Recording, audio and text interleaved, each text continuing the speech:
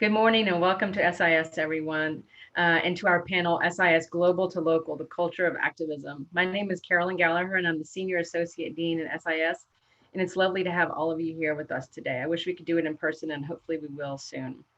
So I want to really quickly tell you a little bit about the structure of our talk today. So we're going to be together for about an hour. For the first 45 minutes, I'm going to ask questions to the panelists, and then we're going to try to open it up in about 15 minutes left for Q&A from the audience. The best way to get your question in is to add it to the Q&A chat function at the bottom of your screen, not the regular chat, but the Q&A function. And we will go through those questions towards the end. We will not reply with answers in that box, but it will be closed captioning if you need it. So let me turn now and welcome our panelists. Our first panelist is Linda Rodriguez, and she's the National Mobilization Organizer at Greenpeace. We also have Arden Lesser-Ravage, an AU student and social media coordinator for AU student group Students for a Just Society. We also have Colby Vine, also an AU student and co-president of AU's Black Student Union. We have Parisa Norusi, co-founder and executive director of Empower DC right here in our own city. And Vanessa Rubel, the co-founder of the Women's March on Washington and the executive director now of March On. So I want to thank all of you ladies for being here with us. We really appreciate it. So I'm going to start with a round robin question, and just it's a kind of a brief question, but specific to you. What makes someone an activist, and how do you define it personally? And we can start with you, Linda. Oh, that's a great question. Honestly, what makes someone an activist is just having that passion and willingness to take action for something that you feel is wrong, for the injustices that are happening.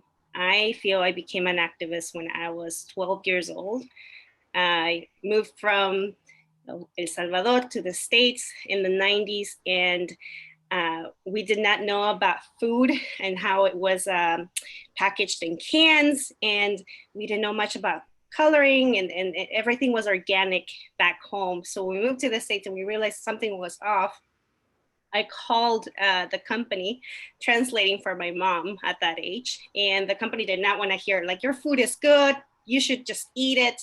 I don't know how my 12-year-old self found the Better Business Bureau phone number on the yellow pages at that time. But, they answered the phone, they called the company, and they made sure that my mom got a reimbursement. So I felt like my activism started when I felt like I was standing up for something then. So I think it's, as long as you feel like you must do something in your life, that you need to change something, that's when you realize you're an activist. That's great. Thank you. Arden, what do you think? Yes, thank you so much for having me. So as a part of SJS, we really put a lot of thought into activism and how we can kind of define it, especially in such a unique day and age. And something that I think makes someone an activist is their passion, drive, and dedication towards a certain issue. A lot of us at AU really want to help make the world a better place. We're frequently referred to as change makers.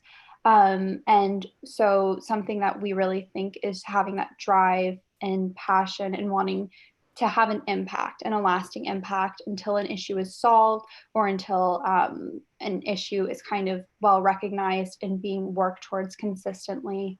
We also really care about making activism inclusive and accessible.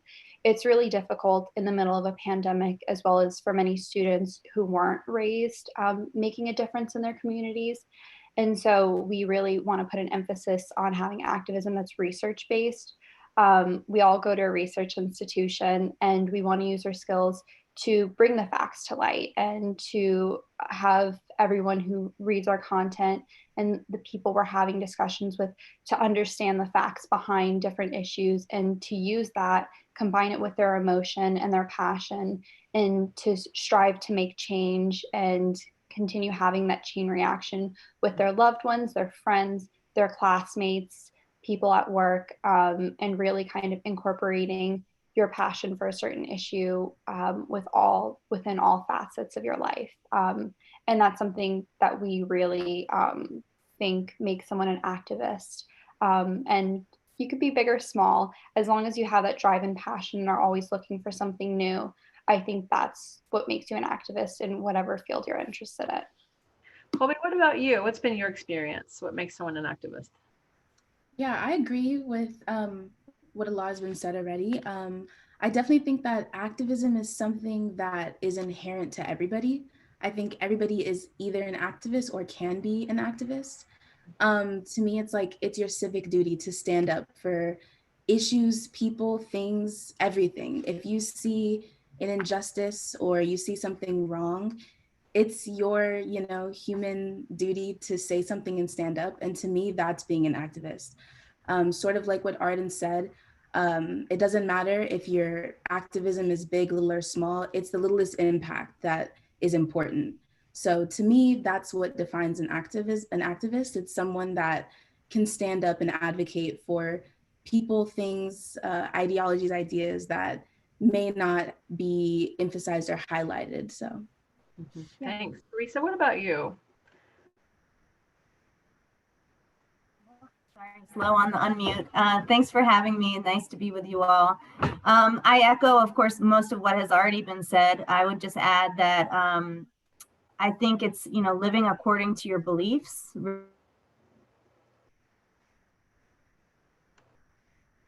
I think we might have lost Teresa. Well, she's getting back to see the things. Oh, there. Am I frozen? I thought I was frozen for a second. Yeah. You're back. Okay. All right. I'll start over. Are you seeing me now? Yes, we can hear you too. Okay. I'm sorry about that. Okay. I was just saying, living according to your beliefs, identifying the things that you don't like, in the world around you, and because they don't fit with your values, and then working towards trying to, be an agent of change for those things. I really smiled when Linda was talking about being 12 years old and doing that, making that call, because when I was 12 years old, I decided to become a vegetarian. And to me, that was my first activist move. And it wasn't because it was being a vegetarian, it was because it was living according to my beliefs. It was the moment that I realized that I believed something and I could shape my life to be in harmony with that. And then the other thing I'll just mention, because I'm an organizer, is, some activists are also organizers, which is, I think the distinction, build organization, right? Really trying to bring people together who have those shared values so that we can collectively have more power and ability to shape change. Thanks. Vanessa, what about you? Hi. So I want to pick up on what Parisa just said. I am actually more of an organizer than I am an activist, in that what I'm trying to do is build deep, both wide and deep networks of people working together, because I think that is how change is made. I think that anyone can be an activist. It's not like, I wouldn't, it's not like someone's up on a pedestal, like, I'm an activist. It's do you feel strongly about something and see something that needs to be done and see something wrong? And are you going to put effort towards changing it? And I think it's very hard to make that first step towards changing it, because you're like, well, who am I to do this? And, do I have is it my place, or am I doing the right thing? And I think that people should just go with their instinct. Yeah, definitely, like, learn and listen from existing activists, but also just do it and know that you're going to make mistakes, and that's okay. You have to put that first foot forward, and whether it's to become a vegetarian on day one or to get your mom something that she needs, and then move up, to scale up. Well, let me ask you guys about strategies and tactics. And so I think this will also to some degree get to the question of organizing. So, when you go from being an activist to an organizer, or you're actually both. So Linda, you're at Greenpeace, and Greenpeace is an international organization. It's an international cause. It's got international goals. How do you get buy-in and participation on the ground in specific countries in that context? Yeah, so when I first heard about Greenpeace, I think it was like around 2006. And for me, the buy-in was an email on whales. But for the most part, I think people know that Greenpeace is global, is an independent campaigning organization, that we use peaceful protest. We have creative communication with everything that we do. And we bear witness to environmental destruction in the injustices happening around the planet. That being said, to strategize, since we are a global organization, we're in about 50 different countries, we know that we need to prioritize what matters for that specific NRO. And from that, we focus on that. For example, in the US, one of the biggest pushes this year is fighting for our democracy, making sure that we have climate leaders that are protecting our communities and BIPOC communities. So it's learning to figure out what's important at that moment, specifically for that country. So you're sort of developing national strategies and under the umbrella of this international one. That's interesting.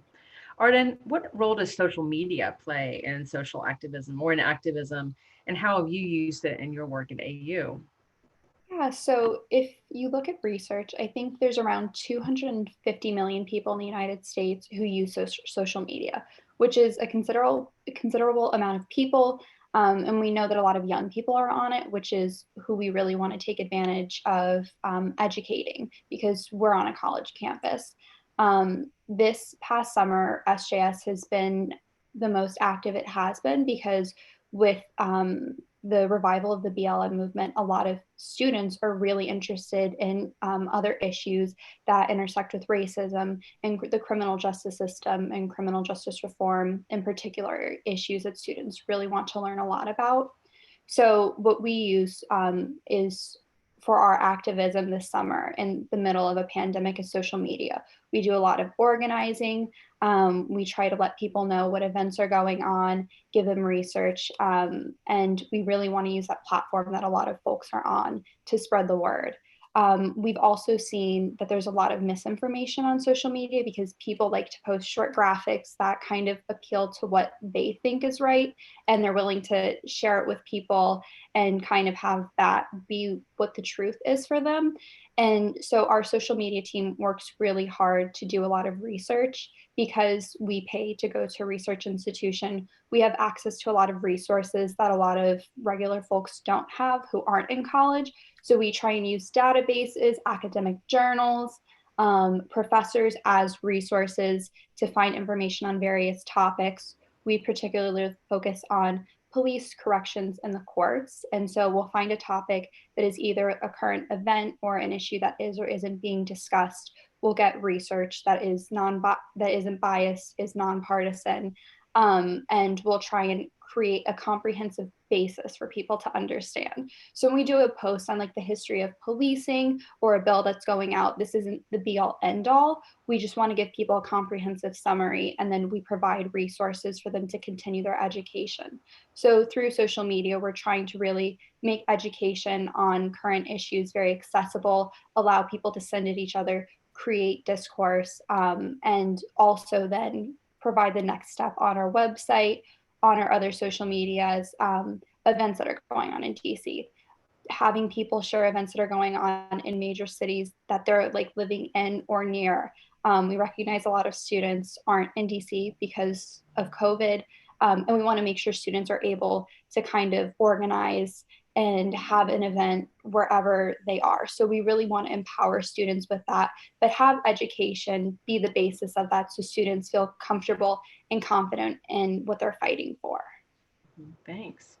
Colby, what is AU's Black Student Union's key strategy? And I'm also curious if your group is working with other groups in DC, like DC Black Lives Matter or DC statehood, for example, low-income housing cooperation. Yeah, so actually the Black Student Union over the summer, similar to a lot of other Black student unions and universities as well as cities around the country, called for the defunding of AUPD as well as Metro PD, and we worked together, we collaborated with Georgetown, GW, UMD, UCD, BSUs, and that was a really big accomplishment for us to, one, get together all of the different organizations, and also just be able to solidify our demands and why we wanted it, and research on the different statistics and the policies that may do more harm than good to students and the greater community in DC.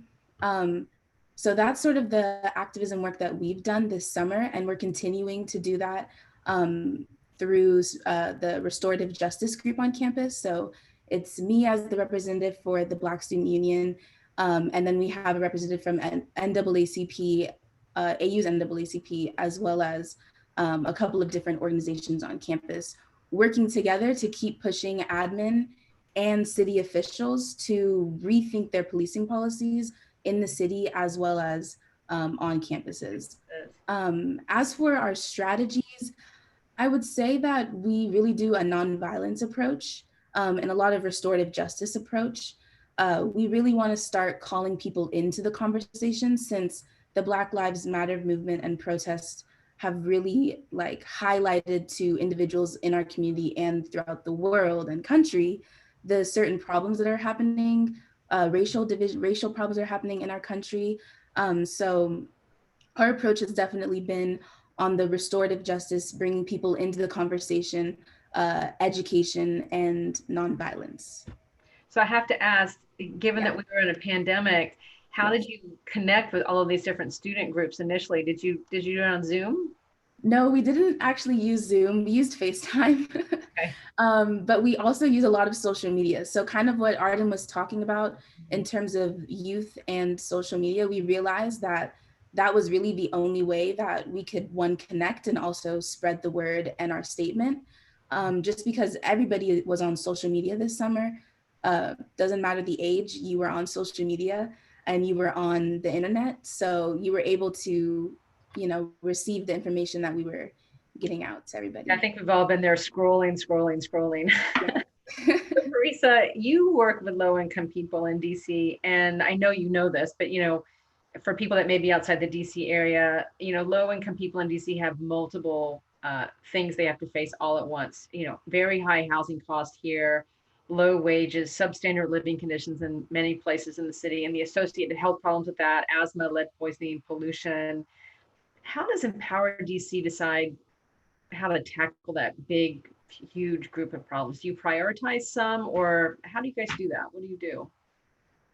So as community organizers, we meet people where they're at, right? So it's whatever the community members are prioritizing at the moment is what we will prioritize. You know, certainly people have multiple concerns and issues, but oftentimes people's entryway to organizing is through the most pressing thing that's affecting them right then. And so that's sort of generally our the way that we prioritize. And we, you know, what we try to do then is identify multiple people who share that same concern or that same issue, get them together. They can learn from each other, share resources with each other, you know, form community together, encourage each other. And then we work together to come up with a strategy, an action plan, identify a way that we're going to raise visibility and you know, demand accountability around the issue.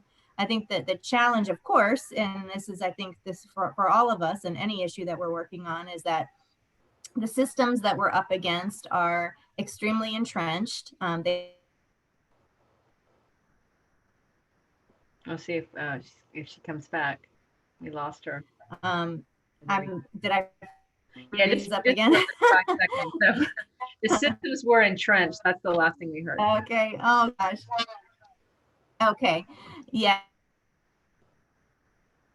You know, obviously, a lot is going to take a generation to come about, and so we have to do what we can every single day, work towards that ultimate change. Sometimes we get smaller, you know, but our ultimate goal is to create the building blocks of social change, and that is the individuals who go from soft-spoken to outspoken, who go from unsure to confident, you know, who now understand how these decisions are being made and know where to insert their voices to try to disrupt that.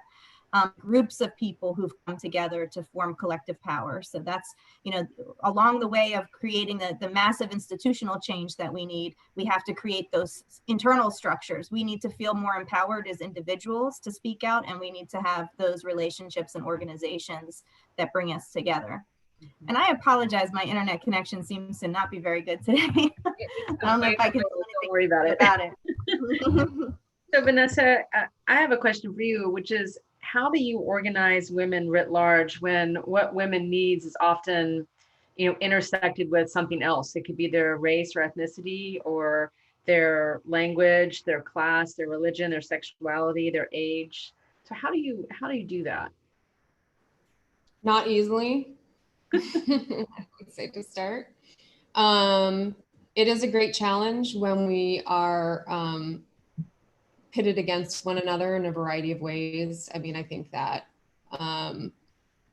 women are oppressed in general, and then we are also separately oppressed for different things.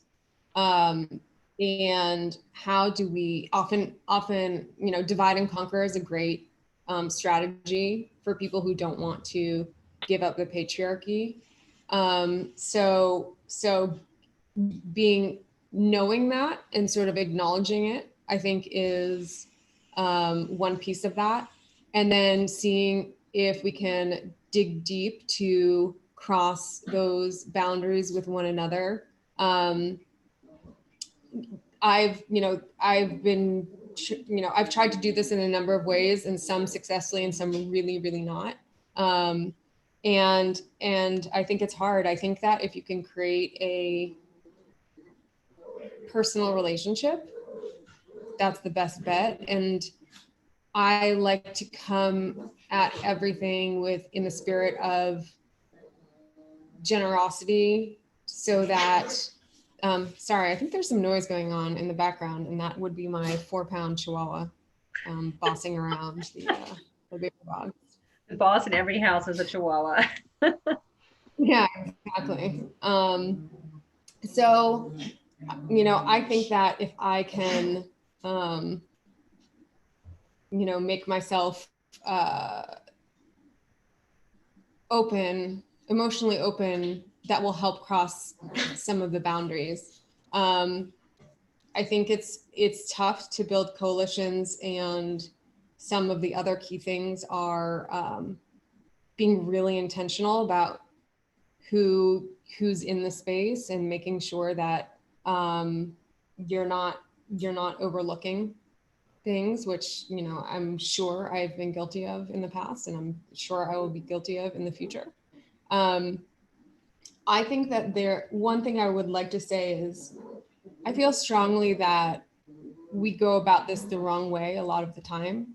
And I think that we have right now a sort of shame and blame sort of way of approaching it, which I think is not effective ultimately if what we're going for is a sort of more just, kinder, better world for everyone. And I understand the shame and blame stuff is, it's not that people are wrong, that people are to blame and do tremendous harm to one another. It's just, how do we approach that? How do we overcome? Mm-hmm.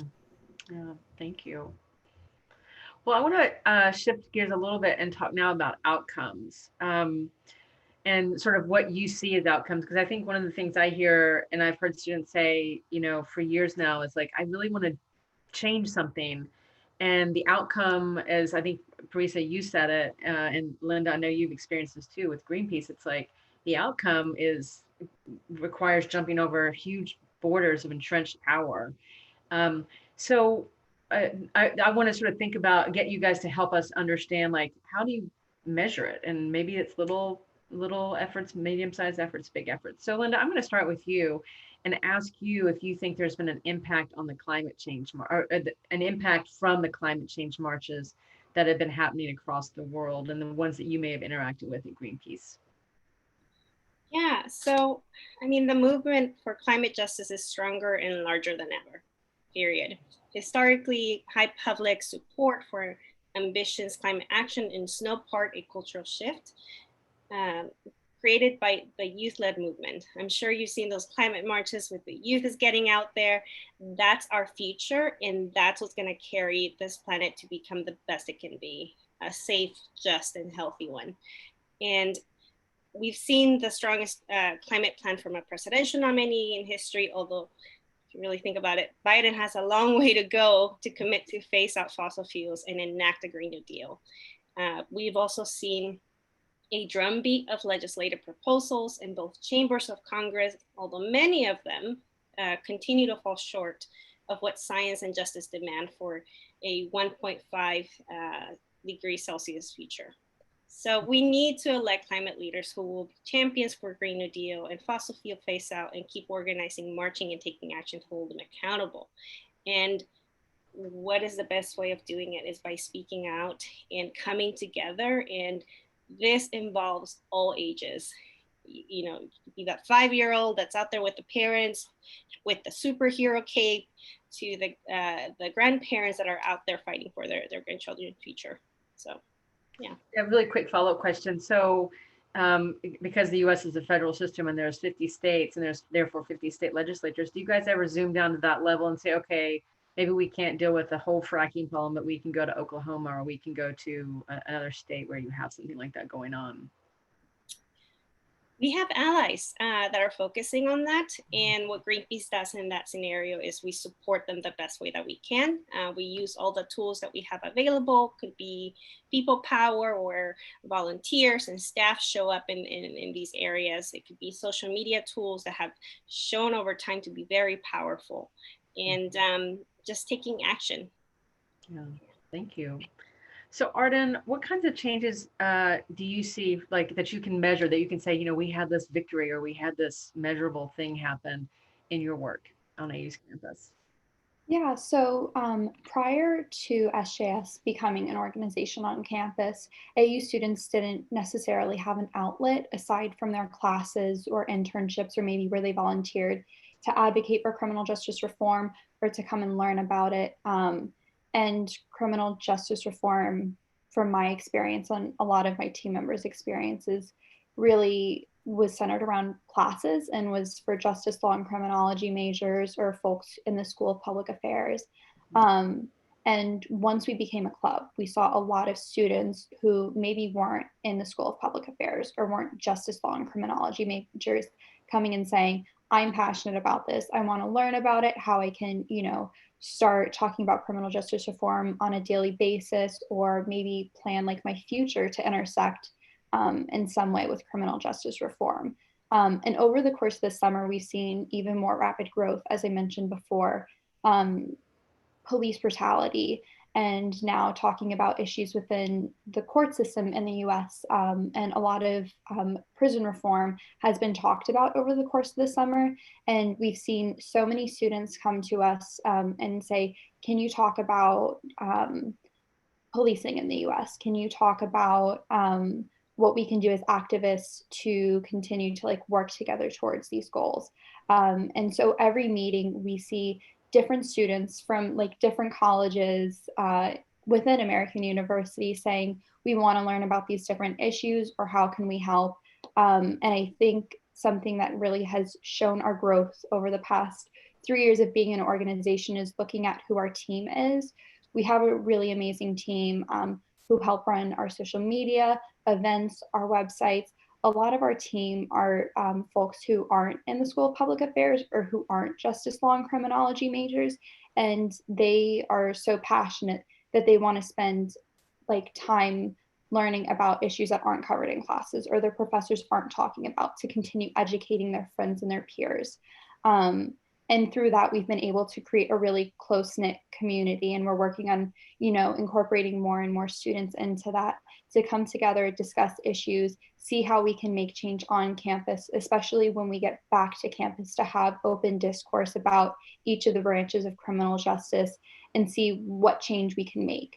And we're so proud to see the community we're creating, so that way we can really keep, you know, the movement of criminal justice reform going, and that we can have like that healthy relationship where we don't experience burnout. You've expanded the circle, it sounds like. Absolutely. What about you and your role as the president of AU's Black Student Union? What's something that you feel like you can point to as an outcome that you're happy about? Yeah, I think that for me and for the rest of the Black Student Union, our activism and our success is kind of slow. And I feel like it's slow just because a lot of our work is around working with admin and working with AUPD and working with policies. So changing those it's difficult and it takes a long time. And we've been in this process for about, I want to say, 2 years. And of course, before I even got to AU, this work was already in the process of, coming to fruition. Like, people have been advocating for the things that me and my other co-president and the rest of the e-board are now going to the table and actually executing.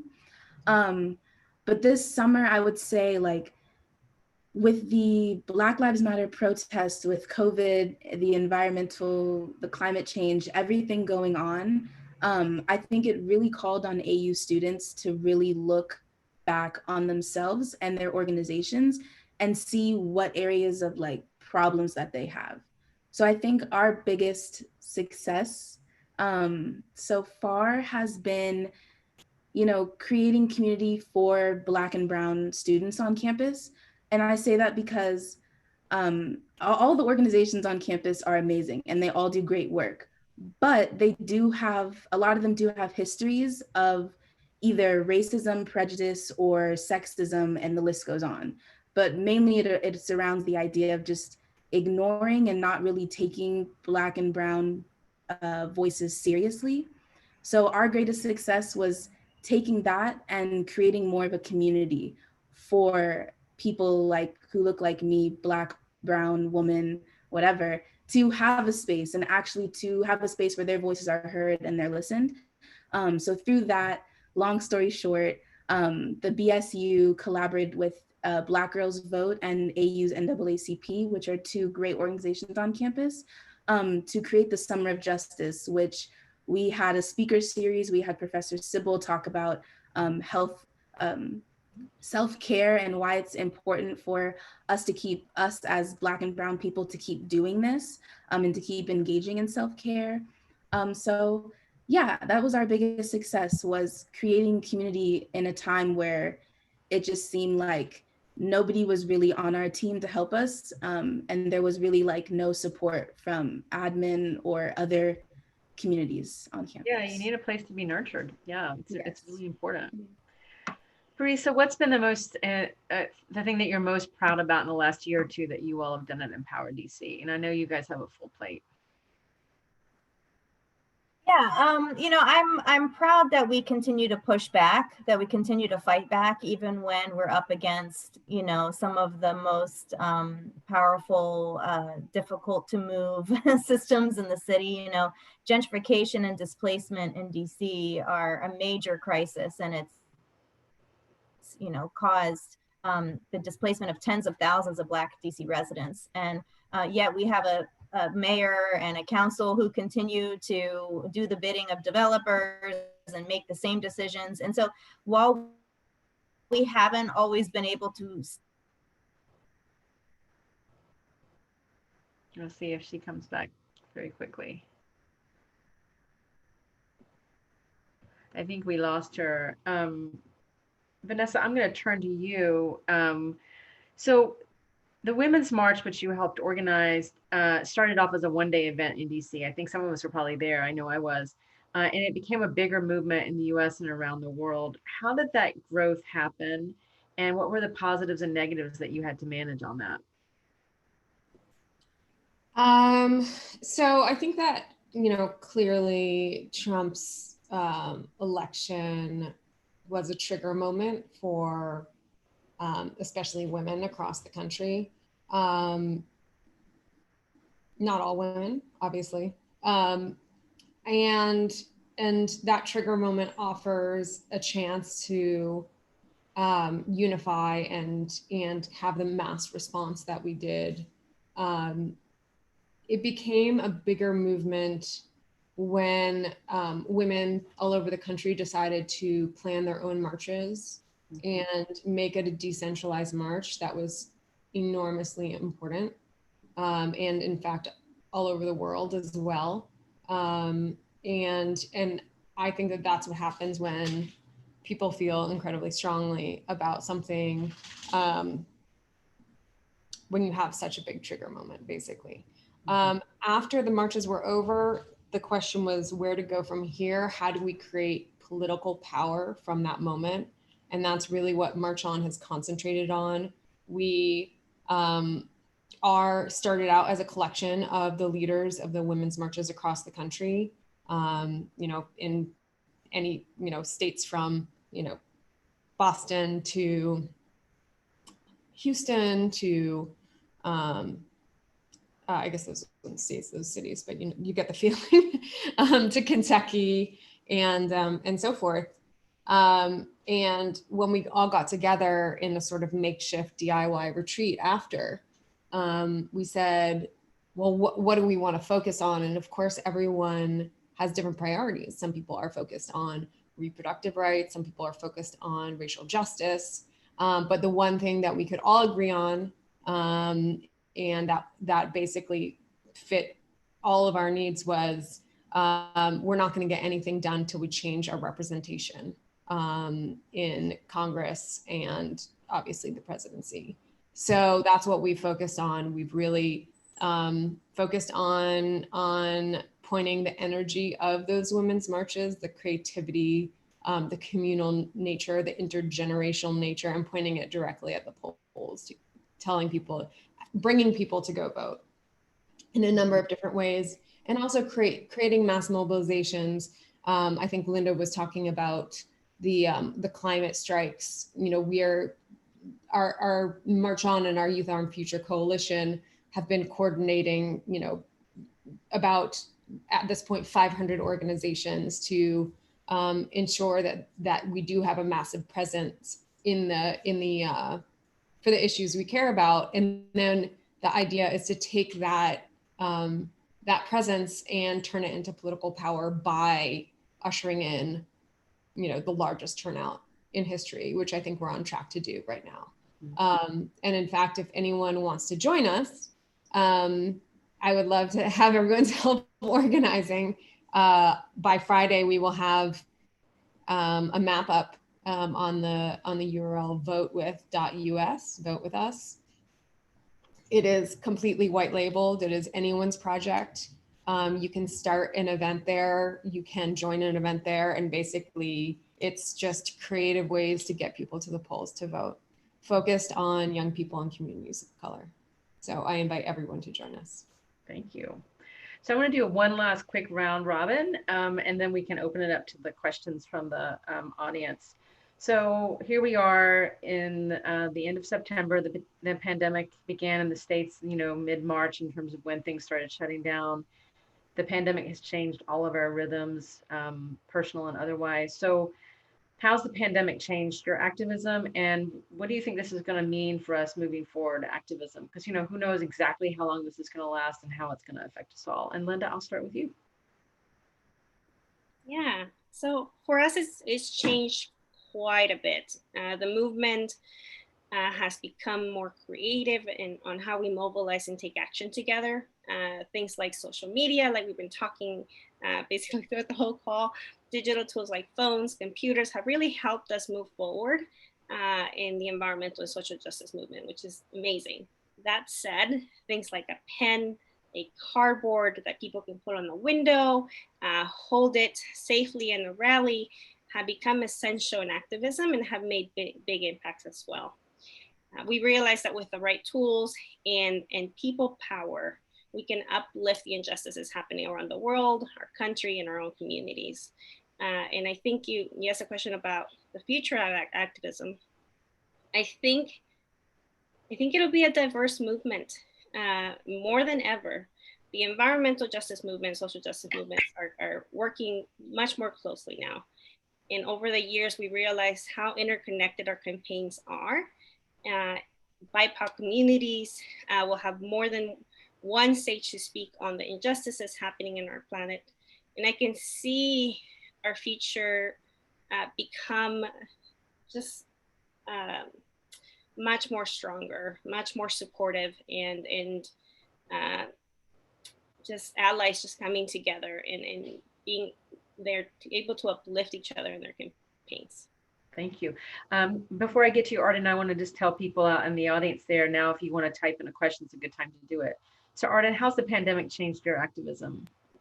Yeah, so the pandemic obviously has put a lot of us into very unique situations all across the world, especially students at AU. So we all have to come up with really creative solutions. And over the course of, the past several months, I've become so proud to be a part of this generation of youth who are trying to really be creative and come up with different action items and different ways to protest and resist. And I think something that we're talking about a lot with activism is what is performative activism and what is meaningful activism. And that's something that can be really difficult to navigate. And so I think the fact that we are trying to bring light to issues that we need to advocate for, but also how to actually be a productive activist is what the future is going to look like. I think, as a couple of us have mentioned before, we need to learn to be kind to each other as we're learning how to advocate, do it effectively, and really use the resources that we have access to speak up for other people, and to also like uplift people's voices, because it doesn't help to talk over each other. It doesn't help to have resources and not use them when other people could be using them. And so I think really taking advantage of virtual space and doing teamwork, we're able to have events like this where we have folks from all over the country. We had Angela Davis on campus a few weeks ago. We also were able to hold a couple different workshops with the Students for Just Society. And I think, coming up with creative solutions where we're trying to make it accessible and folks understand what proactive activism looks like, and having open discourse is what the future is going to look like. And I think it's a really exciting future for everyone in our generation, and those to come. From a different generation, it's nice to hear that. Colby, what about you? Yeah, I think for the BSU, our activism has changed in a more creative way. We've had to do a lot of more like online virtual work, as everybody else has probably had to do as well. A lot of Zoom meetings, a lot of Google Docs, back and forth editing. So that's pretty much how our activism has changed. It's still going pretty strong as long as we're on the internet. I think for me personally, my activism has actually taken a more active role in my life, especially over the summer. I had a lot more time to be more active in my community.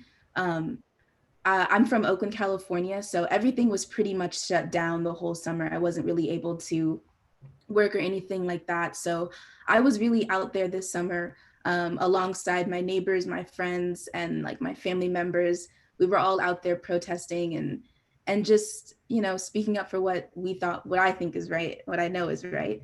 And so yeah, I want to say that my activism has taken a more creative and actually a more hands-on approach in my life. And I want to echo what Arden kind of said, and also what Linda had said, that the future of activism really lies in the youth and like my generation. I'm like super proud to be a part of my generation because we're really out there. We're advocates for gun control, environment, climate change, a variety of different injustices. We're on top of it. And I also think that technology will also further activism work, especially now that we're in this virtual world for the foreseeable future. The technology is really going to help spread the word, and it's also really going to help educate people on their own on how they can become allies and how they can become activists themselves. So, Teresa, how do you get a tenants group together in the pandemic? How do you deal with multiple people with the same problem? Yeah. Well, we, like everybody, we've had to adapt and use digital tools where necessary. It's a bit harder, I think, for us because a lot of our folks are not digitally connected. There's a severe divide, right? So people, may not have a computer. They may just be working from their phone. They may not have internet in their home. So that has risen to be an issue that we have to tackle even more. It was already important, but now with all the educational functions being online and of course, working from home. And I think also we want to emphasize the democratic aspects that are now reliant on digital access. So our city council is having hearings online. You know, you can't go in person and testify anymore. So, you know, we have to, as a society, really tackle that issue now. I think, you know, one thing for us is we've also gone really back to basics with providing some of people's basic needs. We've been providing groceries twice a week, actually now 3 times a week in different locations since April. And the good thing about that is it, you know, it's a great relationship building, community building activity that has actually grown our ranks in some ways. And it's also provided an opportunity for some of our members and leaders to provide leadership and to, you know, have a role. But yeah, we can't stop doing outreach, unfortunately. You know, despite the pandemic, obviously we have masks, we have to do it with social distancing and with hand sanitizer, but we still have to do outreach because not everybody is being reached on the online forums. And so, you know, we don't want to set up a situation where we're actually making the power divide worse because we're now just organizing with the people who can get online and leaving everybody else really out. So we have to tackle that. And that's, you know, that's our biggest challenge right now. Yeah. Vanessa, what about you? How do you think it's going to change for you, the pandemic? So we are an organization that mass mobilizes, amongst other things.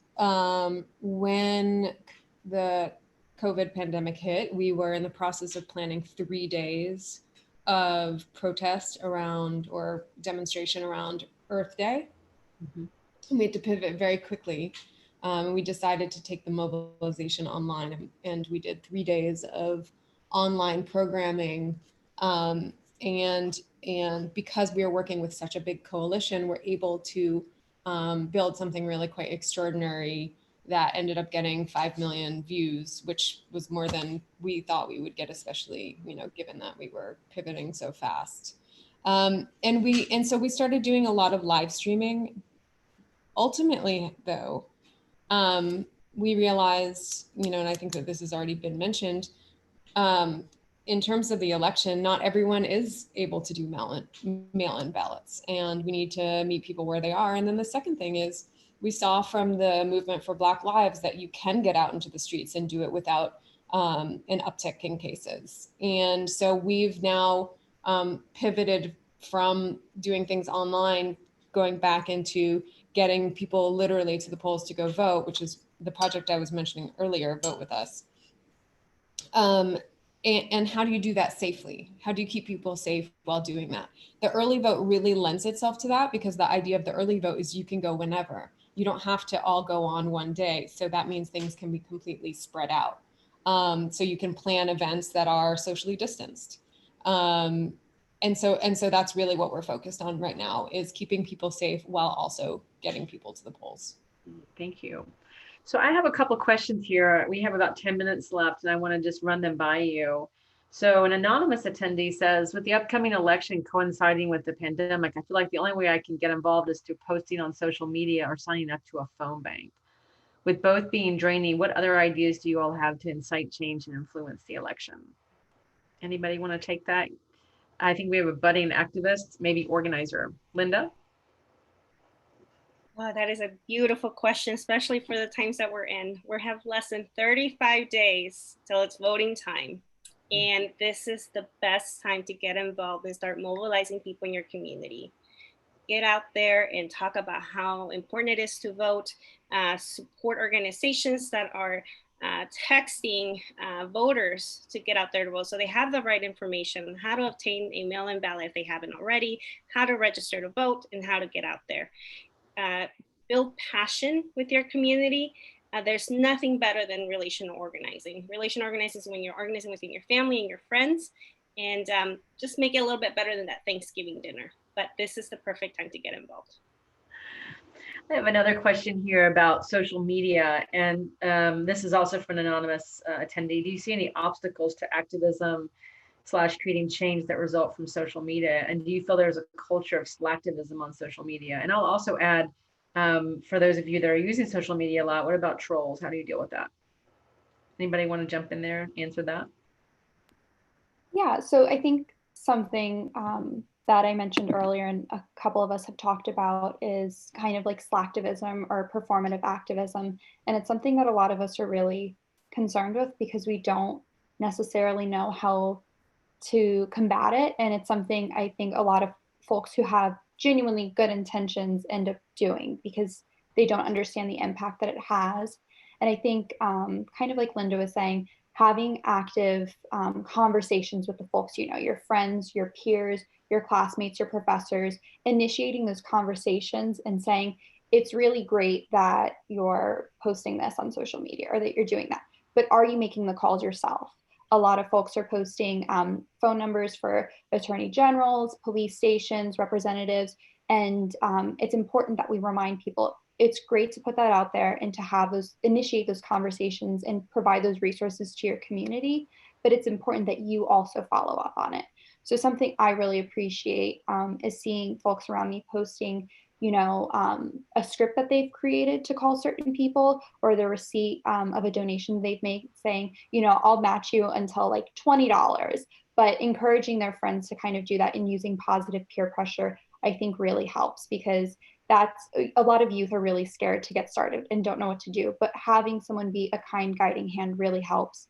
And then for combating trolls, I think you definitely have to pick and choose. There are some people who just want to bring conversations down and take time and energy away from your movement.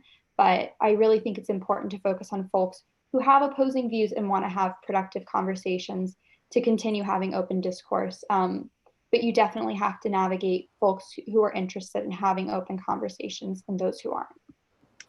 Anybody else want to take a quick stab at that?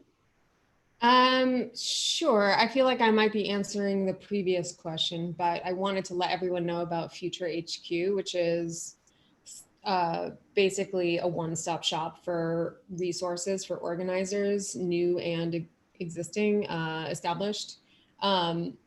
Basically what we've set up, our youth organizers at Future Coalition have set up a place where you can get every single thing you need, whether it's a relational tool, whether it is guidance, whether it's PR help, whether it's help with strategy, PR, you name it. You can go to, actually, I'll find the URL for people because it's futurecoalition.org/headquarters. And if you have no idea where to start, that's totally fine. Just book something on the, I think we have live support. I'm like clicking on it right now. We have one-on-one live support and we have office hours. So, you know, give a call, say, I want to do X, Y, and Z. Can you point me in the right direction? And so forth. So there is that resource there for people who want to get involved. That's great. Thanks for sharing that. Can I add something quickly on that point? Yes. Okay. I just on the point for like slacktivism on social media, I think that yes, social media has done so much for so many movements, like especially this summer, it's given people so many different access to different information. Unfortunately, some of the information is not correct, but it's still really good access tool. I do think that in terms of social media and activism, it does give a lot of people permission and like an easy way out of being an activist. We saw on Instagram where people were posting Black squares and hashtagging it Black Lives Matter, Blackout Tuesday. That actually did more harm than good to the movement because when you went onto the hashtag, it just showed Black squares. You had to scroll like all the way down until you could see actual information about where protests will be, what to wear to a protest, what to say if you do get arrested at a protest. So valuable information was getting covered by these Black squares. And I do think that the intention, I don't know who created that idea of Blackout Tuesday, but the intention was there. You know, the good intentions were there. It was just, I think that social media allows people not to think about their activism and not to think about the implications of their actions. And by doing something as simple as posting a Black square, you may be jeopardizing somebody else's life because they don't know where they should be during this time of a protest, or they don't know that they should bring milk rather than water to wash out the pepper spray with their eyes. So that's just my quick little point on activism. I think around social media, I think that we should still keep using social media, but we have to be better on what resources we post and what we share on social media.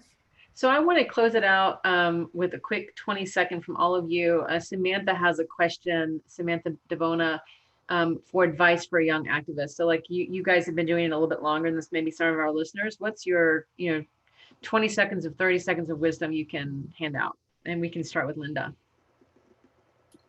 Get involved, do your research. And if you want to get involved with Greenpeace, text Climate 2020 to 877-877. But if there's an organization in your community that's focusing on issues that you want to focus on, get in there. They need you, and our future really needs you right now. Great, thank you. Arden? I think it's so important to find a community, make friends, and find folks you will feel you can fit in with, but also will push you to grow. I think community is so important with activism because it gives you so much more power to organize. And when folks see that you're a group of people fighting for change and that you have a good relationship, they'll be drawn to you. And I think having support really helps prevent burnout and also encourages more folks to join your movement, and is a wonderful thing that activism has given me and so many other folks I know. Kobe? I think my last closing comments would be to educate yourself and ask questions. It's important to educate yourself and to ask the questions that you have, so then you can be a good ally and be a good activist. And don't rely on the people who are organizing these events, the people who are subjected to these different, if you don't ask a Black and brown person a question, you can always research those questions on your own and then spark up conversations with these people or with these programs, these activists, these communities, organizers, to further your own education. So get involved and educate yourself, read, watch videos. Yeah. Thanks. Parisa? I echo everything. I think, find an organizing home, find an organization that you vibe with, join it and be part of it over the long term. I mean, I think one challenge with young people is you do want to, try different things out and see what you like. But realize that you can't go on the front line of an organization and then just leave, so you have to do that with a lot of thoughtfulness and integrity. You don't want to go start working with directly impacted people one day and then you're gone the next, so be respectful. But ultimately you do want to find an organization and you want to stick with it over the long term and learn from people. Young people are the future. They are innovating, but us older folks still have something to share. So to learn from older folks as well. Thanks, Parisa. And Vanessa, I'll let you finish it out. Well, I agree with what everyone has said here. I think I would just impress upon people right this second how important the election is, and how get involved right now, because we will not have a second chance. This is the most important election of everyone's lifetime. So just get out there, make sure everyone you know is voting. And if you don't know what to do and want to help, feel free to join, Future Coalition headquarters or otherwise. We are happy to help people organize. That's what we do, is, help people with resources. So yeah, don't wait. We don't have a second to lose. Thank you all. So I want to thank all of the panelists. I also want to thank the Chihuahua and the cat. I saw your cat, Parisa, and I think it was your daughter. It's always nice to have, it's always nice to have extra visitors. I also want to thank the people that came. And I'm also going to put up a slide here in a second for some upcoming panels that we have. And I'll just give you a quick shout out. So we've got another event, Election 2020 National Security and Election Interference, October 6th, 10 to 11, another webinar with 3 of our professors. So we hope that you can come to that. And again, thank you very much for coming and listening to us. And thank you so much for sharing all of your insights, panelists. We're grateful.